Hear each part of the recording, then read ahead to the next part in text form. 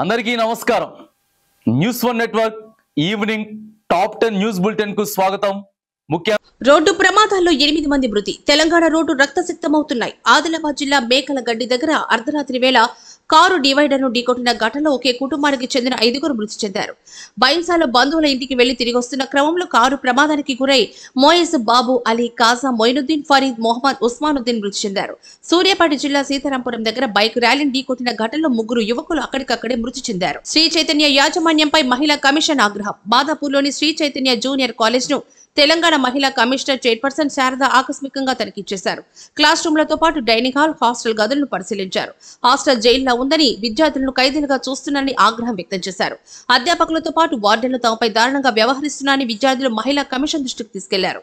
మూసీ నదిలో కూల్చివేతలు ప్రారంభం. మూసీ నది సుందరీకరణలో భాగంగా తెలంగాణ రాష్ట్ర ప్రభుత్వం మూసీ నదిలో అక్రమ కట్టడాలను కూల్చేస్తోంది. చాదర్ ఘాట్, శంకర్ నగర్, బస్తీ తదితర ప్రాంతాల్లో నిర్మాణాలను కూల్చేస్తున్నారు. ఇప్పటికే బాధితులకు ప్రభుత్వం డబుల్ బెడ్రూమ్ ఇళ్లను మంజూరు చేసింది. బాధితులకు డబుల్ బెడ్రూమ్ ఇళ్లకు మారగానే కూల్చివేతలు ప్రారంభమయ్యాయి. బ్రహ్మోత్సవాల నేపథ్యంలో శ్రీవారి ఆలయం శుద్ధి. తిరుమలలో ఈ నెల 4వ తేదీ నుంచి ప్రారంభం కానున్న బ్రహ్మోత్సవాలను పురస్కరించుకొని టీటీడీ శ్రీవారి ఆలయాన్ని శుద్ధి చేసే కార్యక్రమానికి శ్రీకారం చుట్టింది.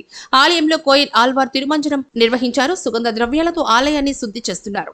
టీటీడీ ఈవో శ్యామలరావు నేతృత్వంలో బ్రహ్మోత్సవాల ఏర్పాట్లు సర్వయంగా జరుగుతున్నాయి. ఉద్యోగాల తొలగింపుతో స్టీల్ ప్లాంట్ లో ఉద్రిక్తత. విశాఖపట్నం స్టీల్ ప్లాంట్ లో 4000 మంది కాంట్రాక్టు కార్మికులను తొలగించడంతో వేలాది మంది ఉద్యోగులు స్టీల్ ప్లాంట్ కార్యాలయాన్ని ముట్టడించారు.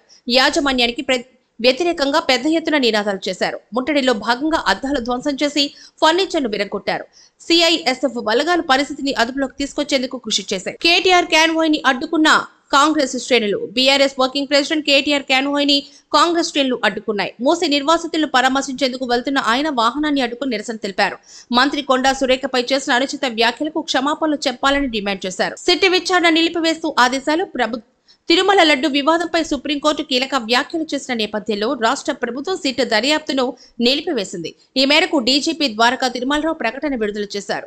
సుప్రీంకోర్టు మార్గదర్శకాల అనంతరం దర్యాప్తు తిరిగి ప్రారంభమవుతుందని ఆయన వెల్లడించారు. అంతవరకు సిట్ విచారణ నిలిచిపోతుందన్నారు. నేపాల్లో భారీ వరదలు, 217 మంది మృతి. నేపాల్ దేశవ్యాప్తంగా భారీ వరదలు అక్కడి జనజీవనాన్ని అస్తవ్యస్తం చేస్తున్నాయి. 4 రోజులుగా కురుస్తున్న భారీ వర్షాల కారణంగా దేశ రాజధాని కాఠ్మండుతో పాటు అనేక ప్రాంతాలు జల దిగ్బంధనంలో చిక్కుకున్నాయి. వరదల కారణంగా ఇప్పటి వరకు 217 మంది మృతి చెందినట్లు అక్కడి ప్రభుత్వం ప్రకటించింది. లక్షలాది మంది నిరాశ్రయులయ్యారు. స్కూల్ బస్సులో మంటలు, 25 మంది మృతి. థాయిలాండ్ లోని ఒక పాఠశాల బస్సులో ప్రమాదవశాత్తు మంటలు చెలరేగి 25 మంది సజీవ దహనమయ్యారు.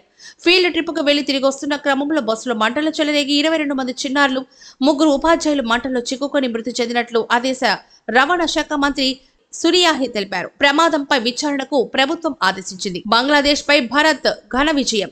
బంగ్లాదేశ్ తో జరుగుతున్న 2వ టెస్ట్ మ్యాచ్ లో భారత్ 7 వికెట్ల తేడాతో ఘన విజయం సాధించింది. బంగ్లాదేశ్ తన తొలి ఇన్నింగ్స్ లో 233 పరుగులు చేయగా భారత్ తన తొలి ఇన్నింగ్స్ లో 9 వికెట్లకు 285 పరుగులు చేసింది. బంగ్లాదేశ్ 2వ ఇన్నింగ్స్ లో 146 పరుగులకి ఆల్అౌట్ కాగా 95 పరుగులు విజయ లక్ష్యంతో బరిలోకి దిగిన భారత్ జట్టు 3 వికెట్లు కోల్పోయి లక్ష్యాన్ని ఛేదించింది. తదుపరి తాజా వార్తల కోసం చూస్తూనే ఉండండి న్యూస్ వన్ నెట్వర్క్.